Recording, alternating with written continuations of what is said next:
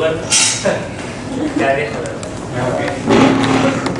O cuando vean que no preguntan, no me interesa que compartamos. La idea de esta práctica es como traerles una visión ampliada, enriquecida de lo que hace el médico. Esta mecanización de la salud, esta estandarización de la salud, esto de hacerlo rápido y tener poco tiempo y no. El médico cada vez se dedica a menos. Ya gustó esa cámara. Una de las cosas que el médico reduce en su práctica clínica habitualmente es la ¿a qué es? ¿Qué es lo que hace el médico? En la realidad del consultorio. Solamente medica. Solamente da, ¿no? Este medicamento, tómalo de esta manera y le vaya bien. Y deje de tomar coca. Esa es la práctica habitual del médico hoy. Y eso demerita y sigue demeritando cada día con día, la profesión y por lo tanto los resultados de la profesión médica.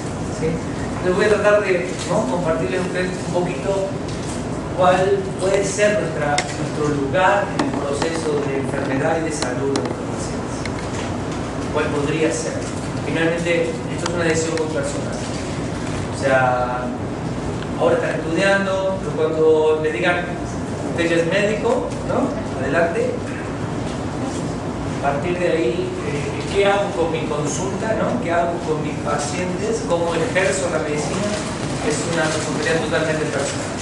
Ahora están coachados, ¿no? Hay siempre un médico, cuando empiecen a hacer clínicas y prácticas, siempre va a haber un médico de ustedes, ¿no? Están vigilados, lo están evaluando, a ver si aprendieron no aprendieron nada, si estudian no estudian nada. Pero en algún punto hay que decidir qué tipo de médico voy a ser y qué voy a hacer de mi práctica. Médico. ¿Para qué quiero ser médico? Lo voy a volver a repetir. ¿Para qué quiero ser médico? Parece una pregunta sencilla, pero no es tan sencilla. ¿Qué dice? El síntoma y su función. ¿Qué es el síntoma? Eso ya lo vi. Sí. Manifestaciones físicas del malestar. Y el malestar que está reflejando. Malestar. Un desequilibrio. Una falla de los sistemas de control. Un desequilibrio en la relación. Entonces, el síntoma es una advertencia, ¿no? Es una alarma, es un mensaje, es un alto, ¿no? Es un, oye, presta atención, sí. Oye, mira, detente, ¿no? Ese es el síntoma. El síntoma es un mecanismo biológico extremadamente evolucionado. Porque uno cree que, me duele la cabeza, dame una aspirina. ¿No? Como que lo ninguneamos así. ¿Me explico? Lo tratamos. Cada vez que yo síntoma nada más lo aplaco, sin observar de dónde viene, para qué está ahí, qué hace ahí, qué quiere de mí, qué está pidiendo. ¿Sí?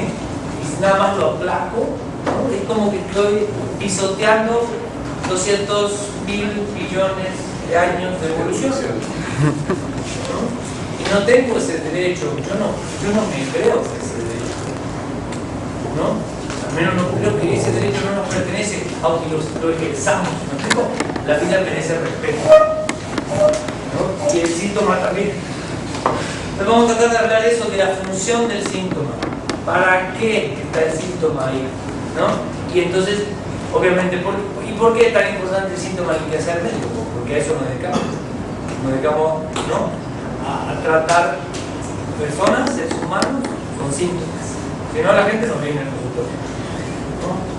La gente dice, ay, qué gusto, doctor, vine a saludarlo, ¿no? Que me da gusto verte, pero vine porque me duele la pata, me duele el estómago, ¿no? Estoy mal de esto, estoy mal de aquello, nos tratamos malestares, a eso nos dedicamos en general.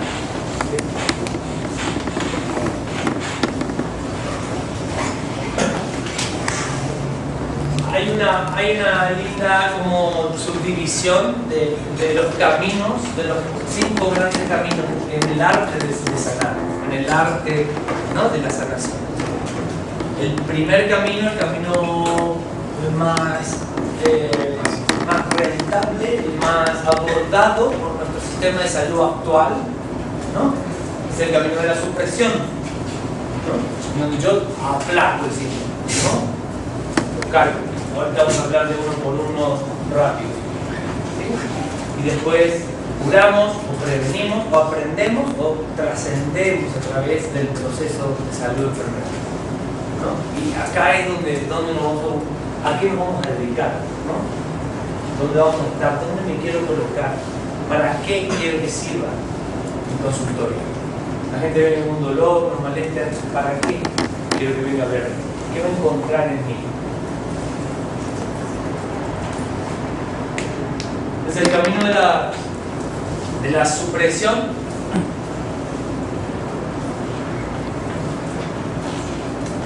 Es el camino de tapar síntomas.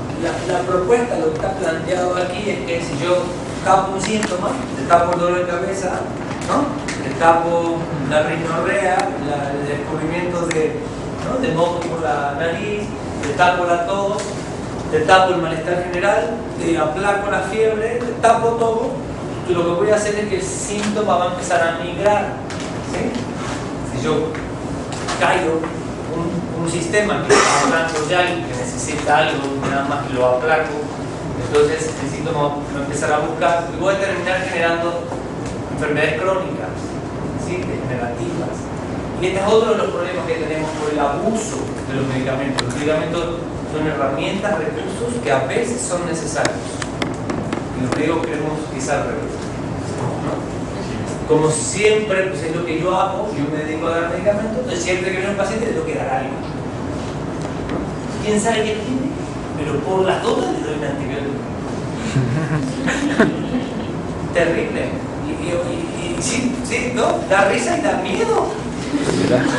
Da miedo ser paciente. ¿No?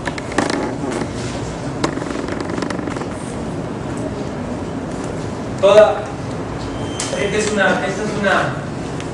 una máxima de un homeópata.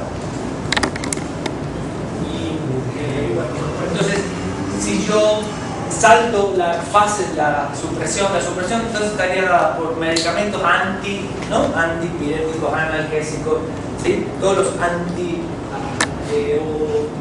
antiácidos, ¿no?, antihistamínicos, los anticolinérgicos, ¿sí?, todos los medicamentos que son efectivamente para suprimir. Por eso se decía medicina alopática, porque trabaja a través de, mucho a través del proceso de la supresión del síntoma. La cirugía también entraría en este proceso, ¿no? Por ejemplo, la vesícula con piedras, ¿no? Tiene la vesícula con piedras, yo le digo al paciente, no, y le saco la vesícula y ya está, lo curé. No lo curé. ¿De dónde vinieron esas piedras? ¿Dónde vinieron? ¿No? De la mala función del hígado. Esas piedras, seguramente ese hígado está lleno de piedras en los conductos hepáticos. Y yo nada más le saqué la vesícula porque le dolía. Y entonces yo creo que porque le saqué la vesícula, porque le dolía, lo curé. ¿Me explico? Y lo único que estoy haciendo es oprimir un síntoma, pero no estoy tratando con mi paciente. Esa paciente está formando piedras. Seguramente tiene ese hígado totalmente congestionado y lleno de piedras, ¿sí?, por malos hábitos alimenticios, por lo que sea, ¿sí? Y ese es el arte de curar, o sea, ir viendo dónde está el principio.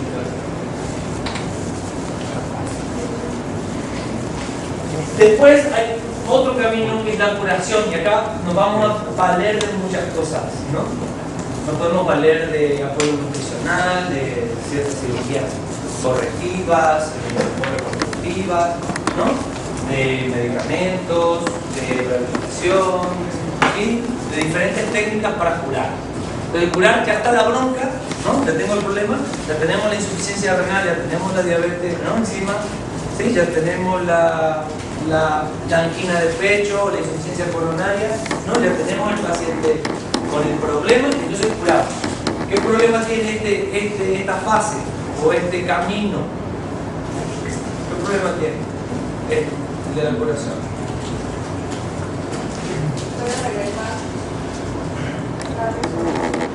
Puede regresar. Es muy caro. Pero es muy caro no solamente en términos económicos, también en términos de la experiencia humana. Cuando, me explico, todos empezamos a ocuparnos de la salud cuando ya estamos hechos pedazos, ¿no? Voy al médico cuando ya no hay de otra. ¿Sí me explico? Entonces este es un problema de salud, pero también es un problema familiar. Ustedes seguramente todos tienen algún familiar, ¿no? Hecho pedazos, ¿no? Que nunca se hizo caso, que nunca se hizo ver, que nunca se atendió su salud, que vivió de maneras muy desordenadas, ¿no? Que tuvo dramas, sus vidas muy fuertes y que ahora lo único que resta es tratar de disminuir el daño, ¿no? Y hacerle la vida un poco mejor. Oye, obviamente la Secretaría de Salud, la OMS, ¿no? Los gobiernos están diciendo, esperen, ese camino de curar es carísimo. Claro, a las farmacéuticas les conviene, ¿no? A todos los distribuidores de productos médicos les conviene. O sea, hay mucha gente que se beneficia de que los médicos solo nos ocupemos de curar. Ya está hecho pedazos, bueno, ahora vamos a ver, ¿no? ¿Cómo le hacemos? Ah, pero va a ser muy caro. ¿Sí?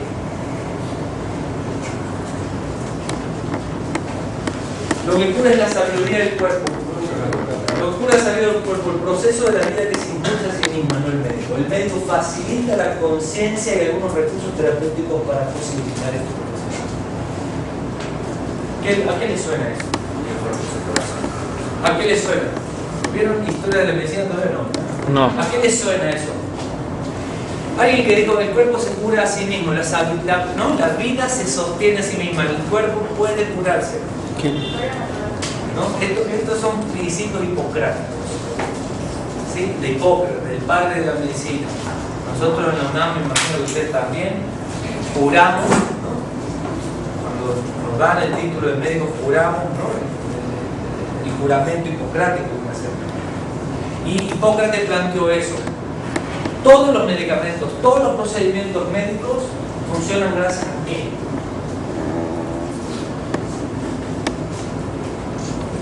Al conocimiento de los sistemas. Claro, a que tenemos un cuerpo, ¿no? El cuerpo recibe el medicamento y lo utiliza y facilita el proceso de sanación. No es el médico el que cura, no es el medicamento el que cura. Aunque le demos un medicamento, o le demos una planta medicinal, o le demos un suplemento alimentario, lo que se cura y se sigue curando y se impulsa y sigue evolucionando es la vida. Es la sabiduría de la vida. Por eso vuelvo otra vez a la idea inicial que les dije, ¿no? O sea, volvamos otra vez como a tratar la vida, ¿no?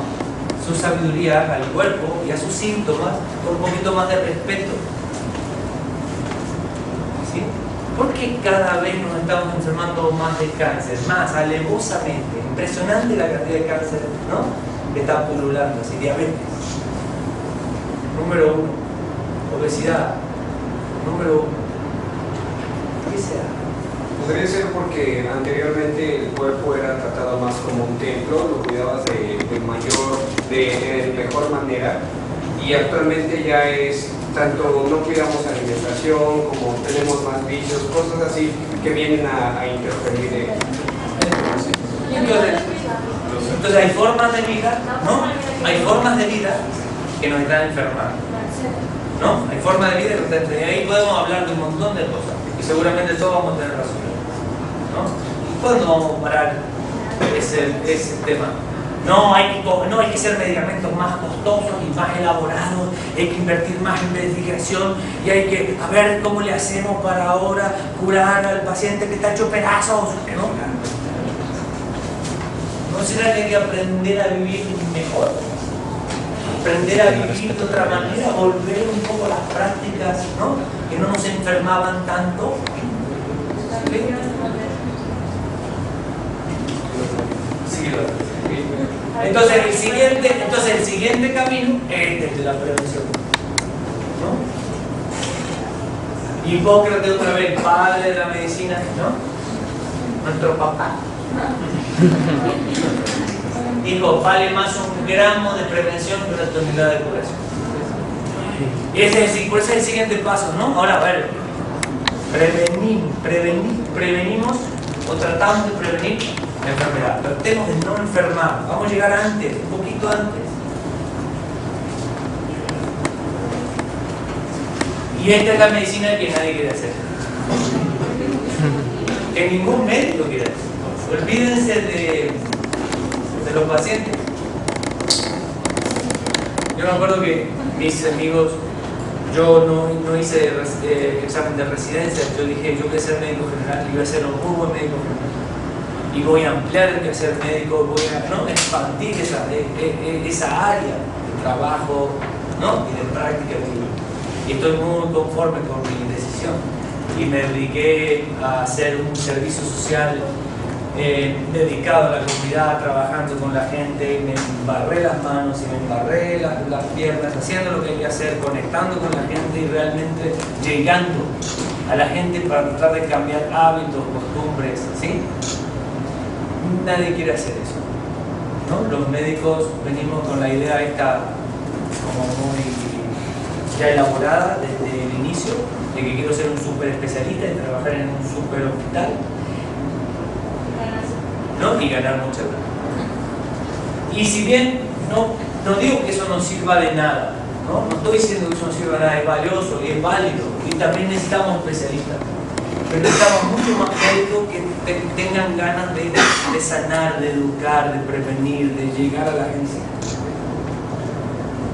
porque es mucho más valioso al mediano y a largo plazo, para la gente, para los enfermos. Alguien que aprende a vivir mejor, que aprende a amar a sus hijos, que aprende a comunicarse de una manera más amable, que aprende a comer de una manera menos tóxica, que aprende y hace ejercicio. No solamente va a enfermar menos, sino que además va a tener un nivel de calidad de vida mayor y lo va a poder a su vez compartir. Así se construye una realidad. La realidad la construimos juntos. Pero si nadie quiere dedicarse a eso, nadie quiere educar. Yo me quiero atascar con mis nachos y con mis tacos. Y rápido, ¿no? Así compro, ¿no? Lo que necesito. Entonces, este es el tercer camino, es el más rentable, es el que más se está favoreciendo actualmente por las políticas internacionales de salud, y es el que nos cuesta más hacer. ¿Sí? Llegar a la gente, cambiar hábitos, llegar a la gente, ¿no? Intervenir realmente para cambiar cosas, para cambiar formas de vida, ¿no? Es algo complejo y que nos exige a todos ponernos a cambiar eso.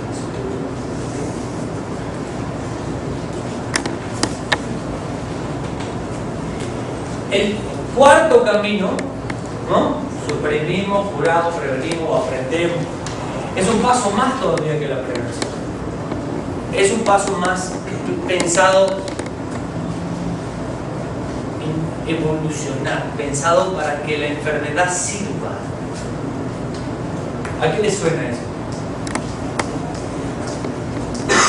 El síntoma sirva. ¿A qué les suena eso? Es para la acumulación de experiencias, para posteriormente identificar rápidamente y saber diferenciar un mismo síntoma, qué causas puede tener, qué diferencias. ¿Qué lo lleva? Saber que no quieres volver a sentir. ¿Qué le lleva a una persona? Entonces, si yo entiendo cómo es que llegué a donde llegué, ¿no? Y entiendo, o trato de entender, o percibo, o siento dónde estoy parado en mi vida, puedo decir, bueno, ¿y esto para qué me va a servir? Pero no se aplica solamente a la enfermedad, se aplica a todo en la vida. Se les murió un familiar cercano, ¿no? Hubo una desgracia, hubo un huracán, hubo un terremoto, vino algo inesperado, ¿no? La desgracia, todos estamos sujetos a las desgracias, La enfermedad entra dentro de esto, ¿no? De esta categoría. Y obviamente va a haber niveles, ¿no? Un efímero dolor de cabeza, ¿no? O un efímera, ¿no? Dolor muscular por tensión, hasta un proceso de cáncer o de, ¿no? O de insuficiencia orgánica grave.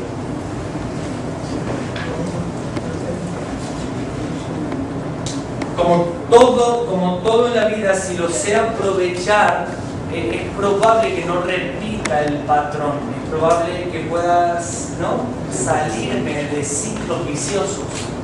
Por eso es imprescindible aprender. Decía un poeta, quien se equivoca y no aprende vuelve a estar equivocado. ¿Sí?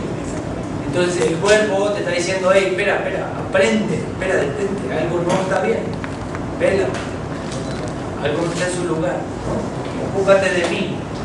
Entonces si yo puedo aprender de esa experiencia, seguramente el ciclo no se va a repetir, ¿no? A la eternidad, como pasa muchas veces.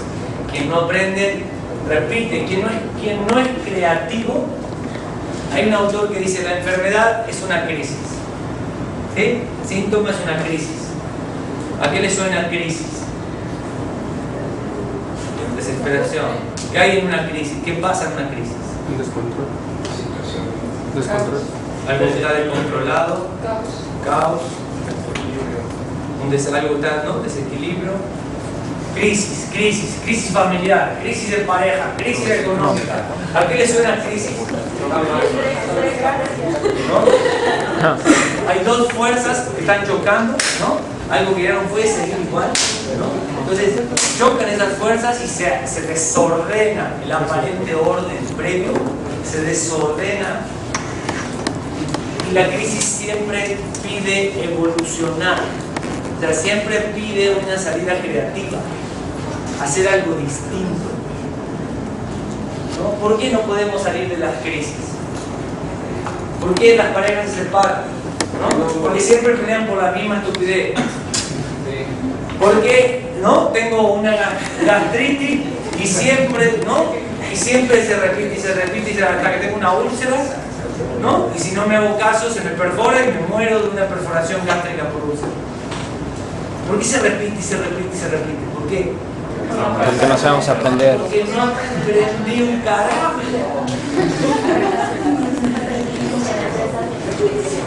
¿Me explico? No aprendí nada. Nada más estoy repitiendo lo mismo, ¿no? Cada vez que me encuentro con mi madre, con la vecina, con la señora de la esquina, con mi compañera de estudio, hablamos de lo mismo, criticamos lo mismo, hacemos los mismos comentarios, nos vestimos igual,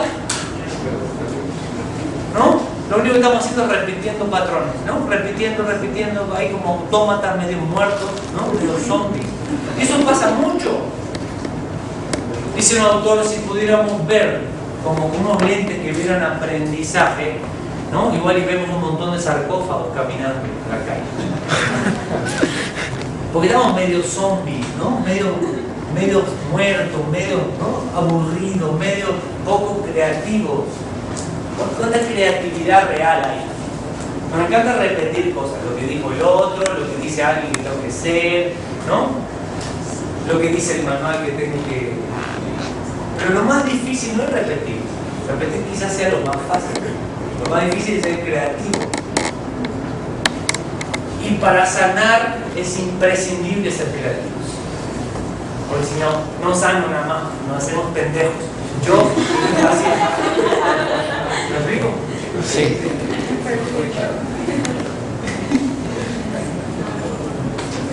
Y el siguiente salto, que es un salto muy pretencioso, muy ambicioso, es la trascendencia. O sea, no solamente de qué me va a servir esa enfermedad a mí y a mí, ¿no? Sino además, ¿qué voy a aprender yo? Pero además, ¿qué va a aprender mi familia de esa enfermedad? ¿Qué va a aprender mi sociedad de esa enfermedad? ¿No? ¿Para qué? Por eso este es el camino de la trascendencia. O sea, ¿qué voy a dejar, ¿no?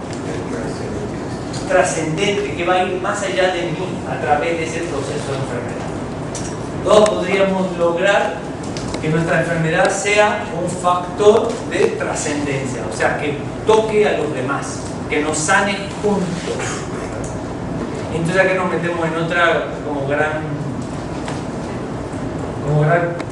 planteamiento, al menos se lo dejo para que lo piensen. Así como no existen individuos aislados, somos seres sociales, ¿no? Entonces no existe un individuo sin su sociedad, ¿no? Sin su cultura, abstraído de su realidad social. La realidad social es una con el individuo, ¿no? Estamos forjados y forjamos a la sociedad a través de la individualidad, pero no existimos fuera de eso. Entonces tampoco hay ni existen enfermedades individuales o puramente individuales. Toda enfermedad también es el reflejo o la emergencia de lo que pasa a nivel social. Por eso el cáncer es un desafío social y habla de un síntoma social, y la diabetes también, y la obesidad también, etcétera, etcétera, etcétera, la que me nombre, ¿no? O sea, todos estamos como llamados y desafiados, ¿me explico?, a sanar cosas a nivel individual, a nivel familiar, a nivel, ¿no?, de pareja, a nivel de grupo, ¿no?, social. ¿Me explico? Entonces ahora después de esto que les dije, ¿para qué quiero ser médico? No me conteste si no quiero, porque esta es una pregunta, como le dije, una pregunta muy íntima. Pero ¿para qué quiero ser médico? Yo cuando fui de servicio social me frustré mucho los primeros meses, porque yo decía, la gente nada más viene para curar mocos y diarrea. Entonces yo ya me sentía, ¿no?, moco diarreólogo. Entonces dije, no, pero yo no vine aquí para eso. Ni yo no estudié medicina para esto, ¿no? Entonces viene la señora con su diarrea y está que se le lleva la chinga, le da su suero, le pone su suerito, le da su medicamento, vaya chicas. Viene el chamaco con el moco, toma el proceso, no, pues tiene esta enfermedad, vaya, ¿no? ¿A eso se quieren dedicar? No lo sé. Lo que sí sé es que muchos médicos eso es lo que hacen. Muchos. Y yo lo que digo, y mucha gente, no yo, ¿no?, esto no lo inventé, mucha gente, ¿no?, que decimos es que la medicina debe servir para más que eso, para mucho más que eso. Entonces se puede aprovechar la enfermedad como una oportunidad maravillosa para crecer. Y ese es el desafío más importante, ¿sí? Porque a partir de la enfermedad yo me puedo convertir en una persona más fuerte, con más confianza, que se ama un poco más, ¿no?, que reconoce sus errores. Me puedo convertir en una persona más sincera, más honesta, que ahora puede compartir lo que le pasa con los demás. Puedo aprovechar la enfermedad, ¿me explico? Porque la enfermedad quiebra la sombra. Ahorita vamos a hablar un poquito de eso.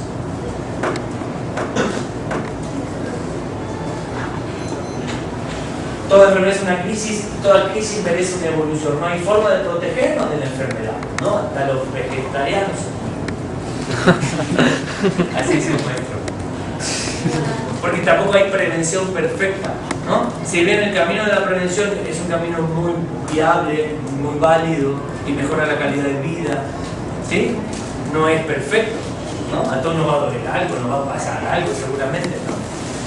Entonces, no se trata tampoco de huir de la enfermedad, del dolor o de las experiencias negativas, sino de aprovecharlas,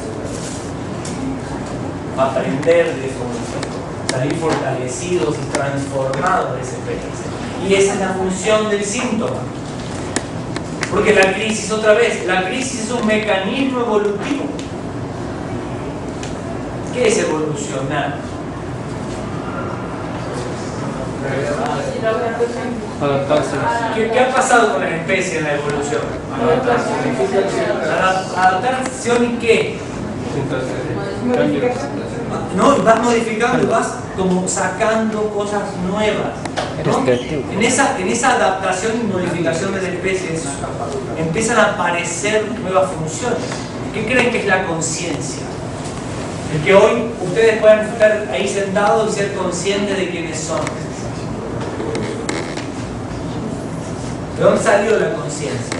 El razonamiento, la abstracción, la sensopercepción, la memoria, el cálculo, la intuición, el amor. ¿De dónde salió el amor? Y seguramente hay gente que cree en Dios y demás y lo podríamos discutir, yo también. Pero desde el punto de vista evolutivo, ¿de dónde salió? Por una necesidad. Del proceso evolutivo, ¿no? Tenemos en el cuerpo billones de células. Esas billones de células en una época que eran Una sola célula. eran bacterias en el mar. ¿Me explico? Eran bacterias en el mar, no tenían ni puta idea de lo que era la comunidad. No, es cierto.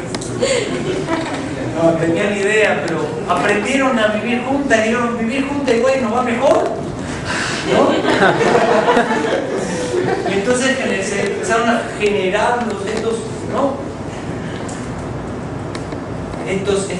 organismos multicelulares. Muchas bacterias compartiendo una sinfonía sumamente compleja, tan compleja que la entendemos en una mísera parte.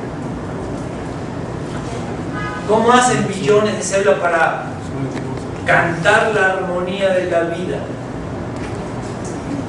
En esta armonía de la vida que somos, ¿no? O sea, yo estudié medicina y estudiando medicina me hice más creyente. Yo sí, no sé qué les habrá pasado a ustedes. Mientras más conoces la complejidad, ¿no? Y cómo se gestiona la vida y los mecanismos biológicos, moleculares, y eso es impresionante, maravilloso, así como no puede ser, es inconcebible para nuestro cerebro, para nuestra razón, ¿no? En muchos sentidos es inconcebible la vida. ¿Por qué? Porque nuestra razón emerge después, vino después. Dice un neurocientífico, ya estaba la orquesta,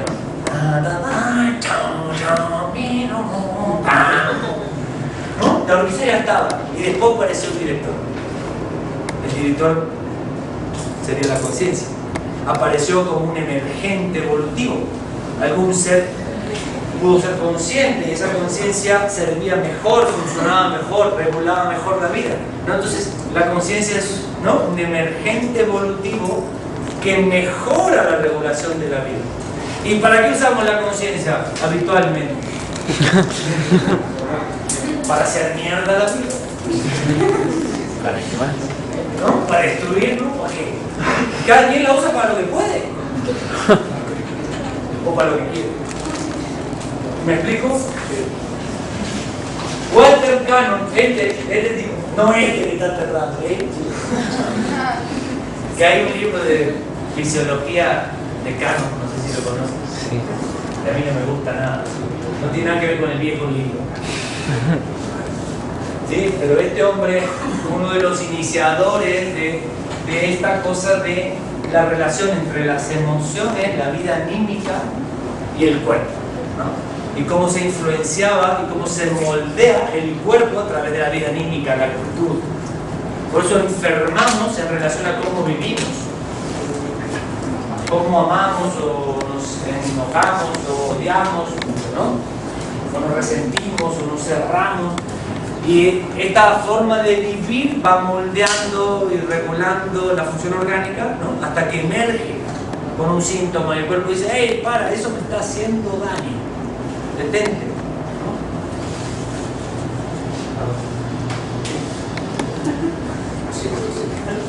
¿Se entiende la idea? Sí. Entonces, esta gráfica la saqué en internet, pero me gustó porque muchas veces en la enfermedad pasa esto. Y entonces, a veces les va a pasar a ustedes en sus enfermedades personales y otras veces, y muchas otras veces, si deciden seguir con la medicina, van a acompañar a la gente a esto, ¿no? A esto. El proceso de enfermedad muchas veces es así. ¿Sí? Entonces la pregunta es si esto tiene sentido, si cumple una función, si le damos el lugar que tiene, si asumimos esa función, ¿no? Cuando, ¿no?, toda la familia se enferma y la madre, ¿no?, con 25.000 cosas que hacer. ¿No? Eso sí les habrá pasado, algo parecido a esta caricatura. La enfermedad, sí, la enfermedad nos deja vulnerables. La enfermedad nos deja vulnerables, nos expone, ¿no? El síntoma refleja nuestra sombra, el aspecto que no quiero cambiar, lo que no quiero reconocer, lo que me niego a ver. Por eso se convirtió en síntoma, porque no lo pude manejar desde la conciencia, ¿sí? Entonces, eso emerge a la raíz como de la vida corporal y se manifiesta como un síntoma corporal, ¿no? Porque hay algo en mi vida que me está haciendo pedazos y yo no me doy cuenta, o no lo quiero cambiar, o estoy terco y aferrado. Y por más terco y aferrado que haya, la vida sigue. Esa es la fuerza de la vida también, ¿no? Decía un abuelo Hopi, indio del norte, Lakota, decía, igual la raza humana se acaba, ¿no?, por destrucción masiva, por guerra, por lo que quieran, pero la vida va a seguir. Yo puedo ser muy terco y aferrarme mucho a una idea, y aunque esa idea me destruya, como es el caso de alguna adicción, ¿no?, pero la vida sigue, conmigo o sin mí, la vida sigue y seguirá, ¿no?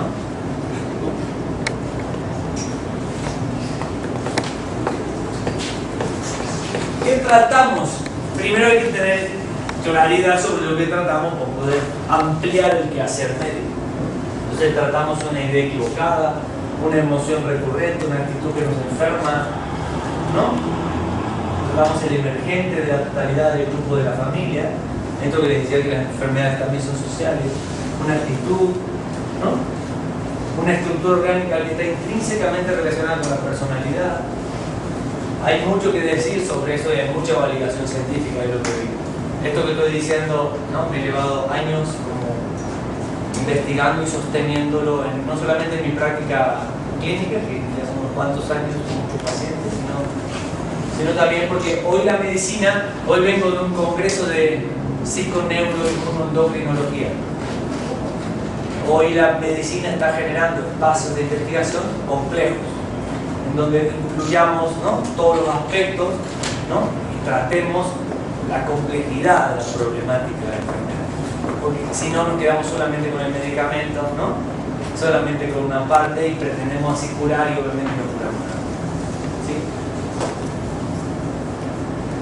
Tratamos los sistemas de relaciones, tratamos el cuerpo, ¿no?, los hábitos, hacemos intervenciones múltiples y simultáneas, ¿no? Esto que les decía, ¿no?, la neuro, o la psico,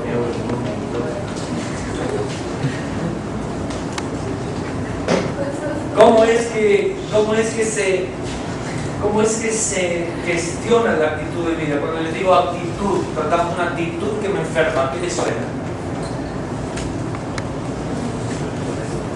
¿A qué les suena actitud? ¿Qué es actitud para usted? Estado anímico. ¿Qué más? Un estado anímico que en base a lo que está sucediendo en tu entorno, cómo tú reaccionas a lo que está sucediendo en tu entorno.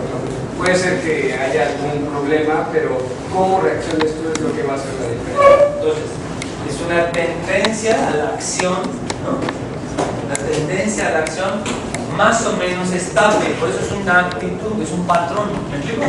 Yo vivo en cierta actitud, ¿no? Me ubico en cierta actitud, estoy ahí parado en la vida. Entonces siempre que pasa cierta cosa respondo de una manera más o menos similar cada vez. Por eso la actitud, nos identificamos a través de las actitudes. Digo, yo soy enojón. ¿no? Porque cada vez que alguien me habla me encabrono. Porque así era mi papá, ¿no? ¿Se entiende? Entonces se lo copié a él, porque cada vez que le hablaban se enojaba, ¿no? Bueno, ahí hay muchas cosas detrás, pero el punto es, yo soy enojón, soy triste, soy vulnerable, soy fuerte, soy blando, soy gay, soy... ¿sí?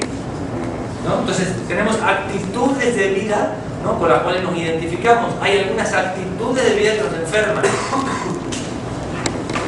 ¿Ustedes tienen algún ejemplo que se les ocurra?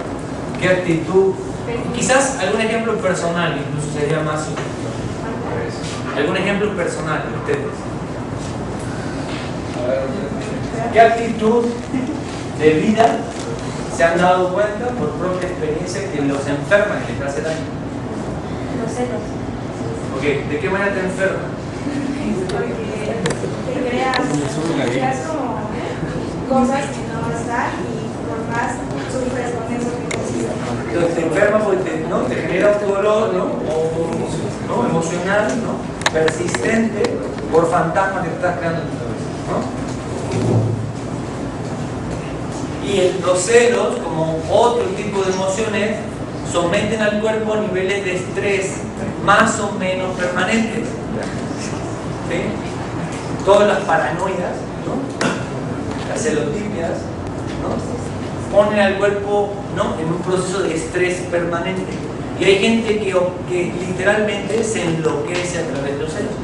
La mayoría no, ¿no? La mayoría, bueno, ¿no?, ahí le voy, ¿no?, la voy pateando y a ver, ¿no?, me voy tratando de manejar mis celos y voy tratando de aprender a no ser tan posesivo, ¿no?, aprender a amar de otra manera, relacionarme de otra manera, ¿no?, enfrentar mis miedos, ¿no?, para poder manejar mis celos. ¿Qué hay detrás de los celos? Hay inseguridad, hay miedo, desposesividad, muchas cosas. Lo cierto es que si yo me mantengo en una postura celotípica, una actitud de celos más o menos recurrente, eso se va a convertir en un patrón, ¿no? Y voy a terminar enfermando de celos, ¿no? Entonces igual y después termino generando alguna cosa alrededor de eso, o relacionada con eso. ¿Algún otro ejemplo? Ser pesimista hacia todos los aspectos de la vida, porque genera negatividad y luego esta negatividad te sube la mala vida, te lleva a procesos depresivos, procesos que la depresión te lleva a procesos más sufridos, donde estás vulnerable a cualquier situación. Exacto, ¿no? Entonces otra vez, ¿no?, pesimismo sostenido, recurrente, ¿no?, te enferma, ¿no? Entonces esas son las actitudes. Gracias por avisar. Entonces actitud, ¿no?, que determina la acción, que está relacionada con un proceso emocional con el cual me identifico y el cual es irracional. Otra de las cosas que se descubren hace muy poquito en neurociencias es que la mayor cantidad de las decisiones que tomamos diariamente son irracionales. Nos creemos muy conscientes, muy racionales, pero lo cierto, a la hora de la hora, es que eso es un pequeño porcentaje de la vida, quizás el 5%. El resto de las decisiones son irracionales y reactivas, vienen de patrones, actitudes y modelos aprendidos. ¿Se entiende? Por eso es tan importante la irrupción de la conciencia. La conciencia como esa posibilidad de crear algo distinto, ¿no?, de salir del hábito, ¿no?, de salir de ese, ¿no?, actitud que me está haciendo daño. ¿Sí? Y bueno, después de eso, un poquito menos difícil de cambiar, porque esto tiene que ver con la personalidad. Un poquito menos de cambiar, nos metemos en los esquemas, que son sistemas de interpretación de la información, ¿no?, de manera acelerada. Un esquema es yo interpreto y juzgo. Todos los prejuicios son esquemas mentales, ¿no? O sea, entonces yo, si veo a una mujer que está así, ¿no? Entonces digo, esta seguro es débil y me necesita mucho. Es un prejuicio, ¿me explico? Y seguramente le va a gustar si la maltrato. Sí, porque aparte yo viví eso con mi papá y mis hermanas, ¿no? Entonces yo aprendí a hacer eso en mis relaciones afectivas. Entonces yo aprendí, tengo un esquema, ¿no? Juzgo la información de una manera. sin siquiera acercarme a ella y preguntarle qué le pasa, por qué tiene la cara así en su mano, ¿no? Sin preguntar nada, yo hago un prejuicio, saco una conclusión acelerada, ¿no? Y esos son los esquemas. Entonces los esquemas también son una parte importante de las burradas que hacemos todos los días. Porque el esquema o el prejuicio me aleja de la realidad.